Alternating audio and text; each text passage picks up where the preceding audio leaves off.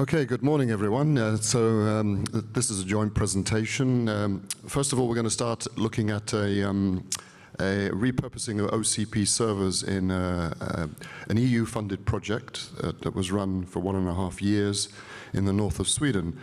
This is biogas-driven fuel cells running an open rack version 2 immersion system.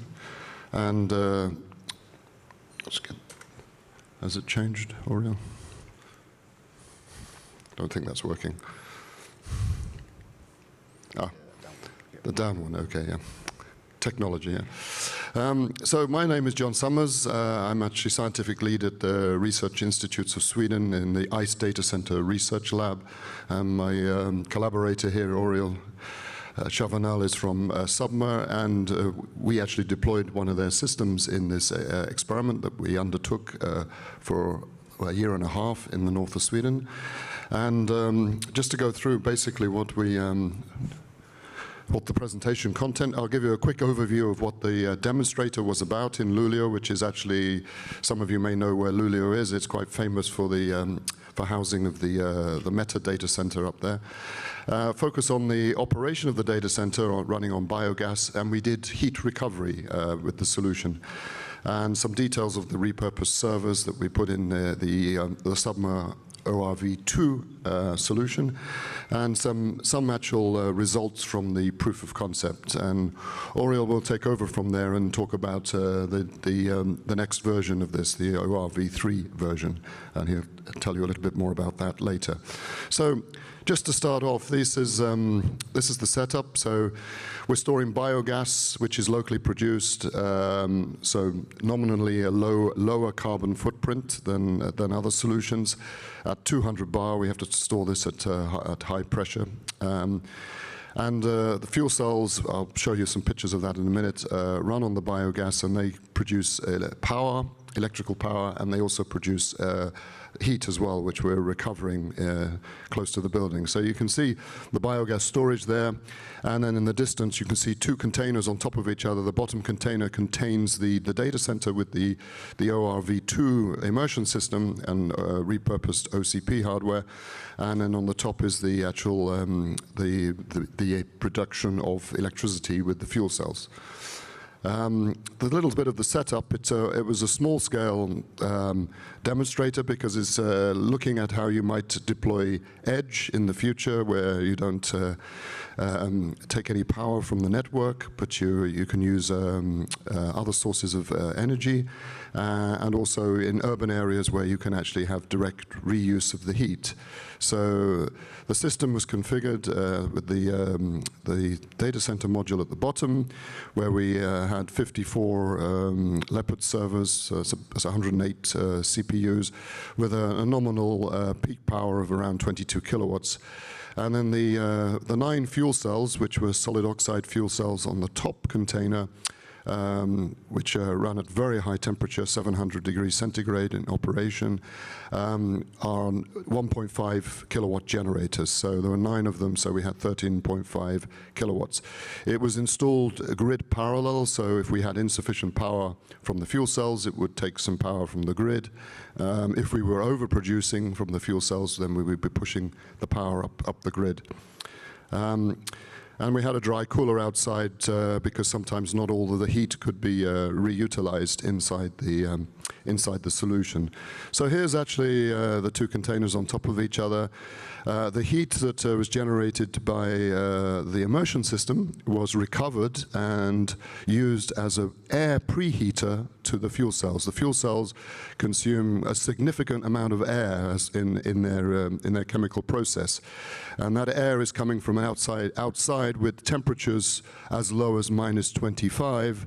So what you want to do is warm that air up. So we use the heat from the immersion system to warm the air up, and then the preheated air to the fuel cells. The fuel cells produce the power, and they also produce hot water, which we use, which is then connected to the building heating network, which is adjacent to the containers there. Inside the fuel cell container here, you can see the 9 fuel cells. So they need water, they need biogas, they need air. They have a reforming stage which converts the biogas, strips the hydrogen, and the hydrogen is actually used in the fuel cells.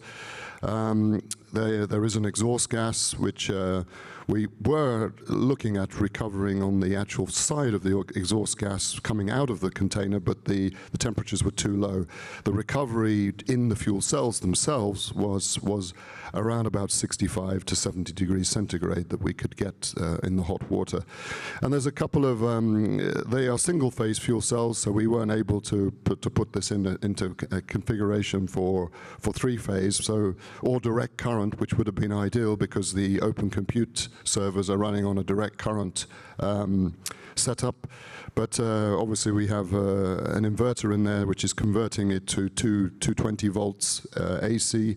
And there was 3 fuel cells on each phase. And what you can see on the diagram there is how the fuel cells are following the load, the workload that the data center is demanding. So there's a control system which says, well, what does the data center need on the 3 phases? And then we match the power. But what you can see is the inertia in the system. So you can see from the graphs there that the power changes quite dramatically from the IT, but the fuel cells take time to catch up because there is some inertia. And then obviously when the power drops, they're overproducing. So in one situation, they're underproducing, and in another situation, they're overproducing. So in the immersion tank, we use in the data center part, we use an ORv2 rack from Submer, and this has got 2 power shelves in it, which can house up to 27 kilowatts of power supply units. So they're connected to 2 63 amp connectors. And that power is grid parallel, but it's actually very close to the fuel cell generators. And you can see there what we've done is we used different types of thermal interface material. So we used indium foil on some CPUs, but we also used graphene pads for some of the other servers. And we've compared the difference between the different thermal interface materials for immersion as part of this experiment. So just a little bit about what we monitored and what we managed to measure in the time of operation. We had 5 power meters, so we measured the power that was consumed by the fuel cell container, the data center container, and obviously we metered the power generated by the fuel cells, and also we then monitored thermal. We did some thermal metering, how much heat was recovered from the fuel cell from the data center to the fuel cell container, and how much was recovered from the fuel cell to the building heating network. And some of that heat was actually rejected through a dry cooler. So this is actually the temperature trace for actually 6 months. So the bottom blue line, the bottom blue curve there is the ambient temperature outside. So you can see it dropped down to -20 a couple of times. And then as you see, as you go further to the right there, temperatures were rising to +20 degrees in June. So this is the swing of temperature up there. The one that's probably most interesting here is the top line, which is the heat recovered to the building network. And of course, it depends on the demand from the building as well, how much we can reject to the building. But the temperature fluctuated in winter around about 60 degrees, which was ideal for space heating in the building, the adjacent building. And of course, in the summer, we didn't really need the space heating, so some of that heat we actually lost in the solution. But looking at the broad facts of this, so we metered the data center energy consumption was around about 48 megawatt hours in this period of 6 months. The IT consumed 41.8 megawatt hours, so we had an ISO PUE of 1.16 here. The interesting thing here is that we're monitoring the biogas consumed in terms of its energy value, and of course then we actually were able to meter how much of that was converted to electricity, and it was 54.6%, which is very good for converting gas to power. Very similar to like combined cycle gas turbines, which are in the same ballpark of efficiency. Some of the heat that we actually recovered on the bottom line there, which is nearly 4 megawatt hours, is 5.5% of the biogas energy was actually used to generate heat from this solution. And lastly, just looking at the immersion setup, so it's interesting here that you can get this ERF, which is this energy reuse factor, which some people talk about with recovery of heat, which is an isometric as well. But the interesting thing here is the fact that we can combine PUE and ERF using this energy reuse effectiveness, which is 1.11 here, which is okay, but I think there are some lessons learned from the solution that we created. So just briefly on the immersion OCP, one of the things that we noticed, we ran the set point on the tank, which you can set the set point on the tank of the coolant to 45, 50, or 55. And what was interesting is that we always, no matter what the workload was, we always saw around about 20 degrees centigrade difference between the coolant temperature and the average package temperature. So we were using heat sinks that were provided with the OCP equipment. They're air-cooled heat sinks, so they're not designed for immersion. So you could probably get you could close that gap a bit better with different heat sinks. And actually the standard deviation was really small, 1 degree centigrade, and it didn't really change that much between temperatures of operation. So before I hand over to Oriol, just quickly say that RISE, the ICE Data Center, is an experience center, and if you want to reach out to me, my email address is there. We've got a lot of test beds that are running, and we focus on helping the OCP community with this. And so please do reach out, but obviously if there's any questions at the end of the talk, we can take that. So over to you, Oriol.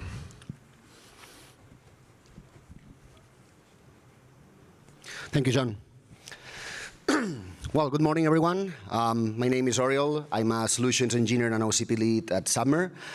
We have been seeing what John Summers at RISE have been using as a device to generate the heat and use the compute power. This is our Submer SmartPod product.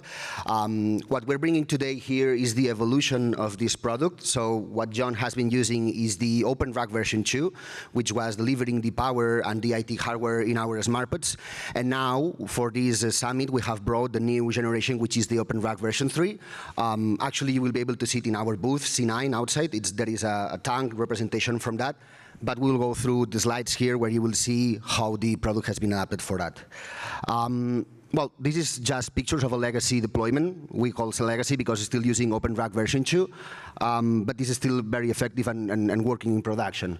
As you can see, one of the, and I will speak later about that, one of the benefits of using Open Rack comparing to a 19-inch traditional IT hardware, it's the cable management. As you may see in this picture, there is only network cables going out and just a couple of them for power, for the power shelves, but there is not a lot of power cables that we will find in a 19-inch traditional IT hardware, which is already more efficient for immersion. So going on the benefits, as I was commenting, before we had like a standard for Open Rack version 2 where the voltage was going around 12 volts.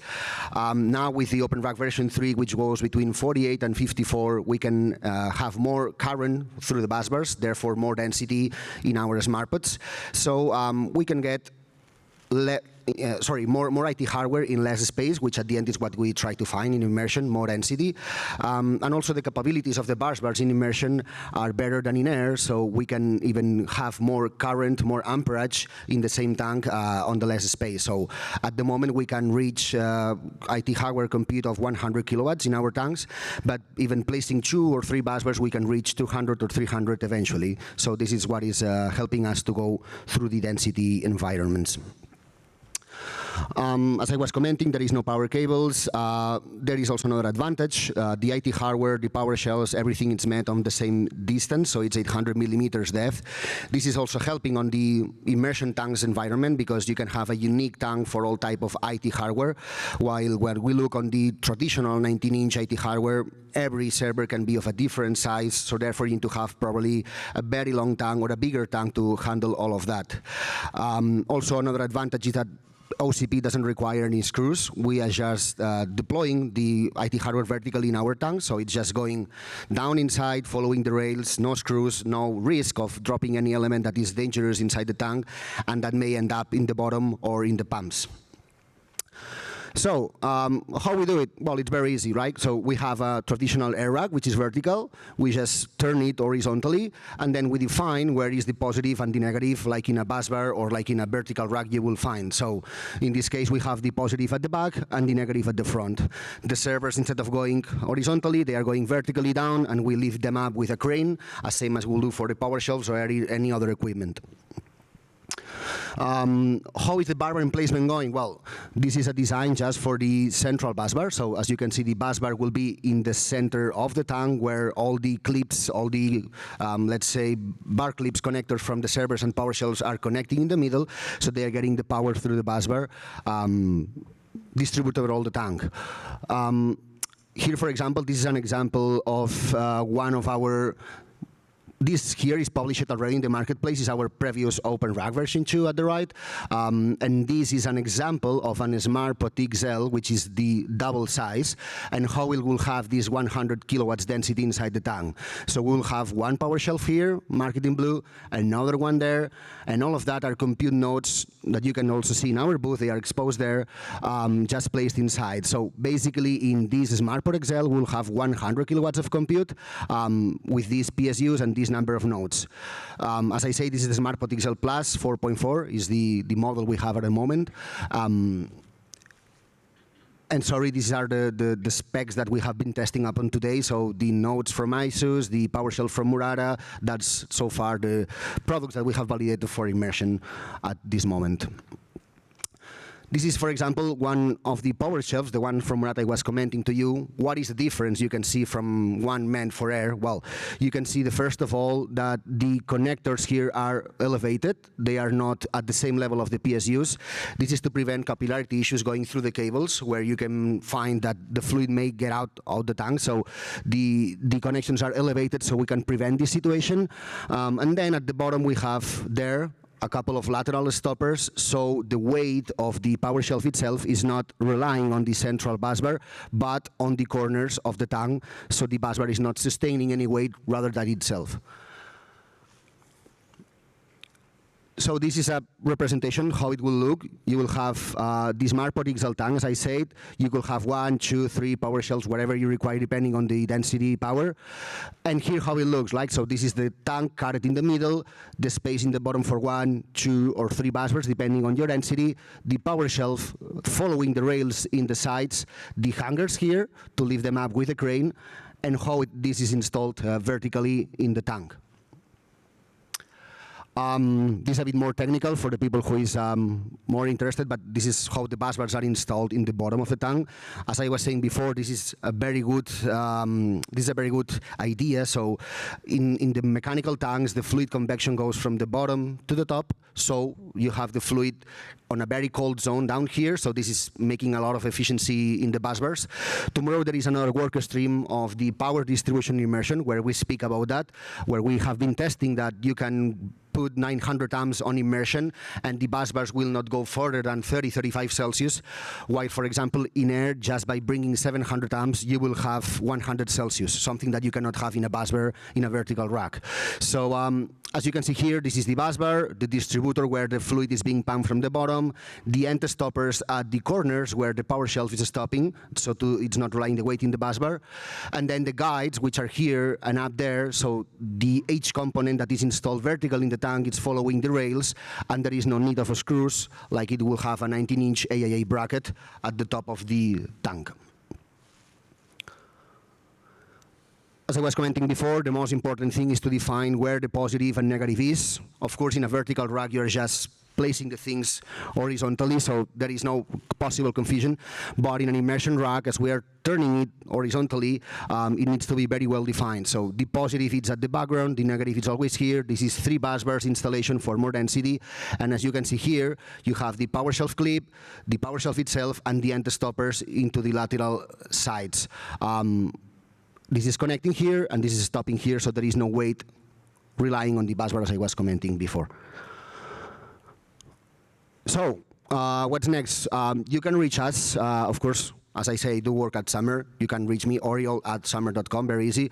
But I also lead with Kevin Guerrero the Power Distribution Immersion workstream, where we also welcoming people to bring more information, testing, anything that is valuable for us regarding busbars, power shelves, servers, tanks, immersion, fluid, anything that can collaborate on that. It's where we run the testings, the validations, and everything else. So, yeah. This is how we are moving forward in OCP with a collaboration from everyone, so we will thank you if you can join us at any time.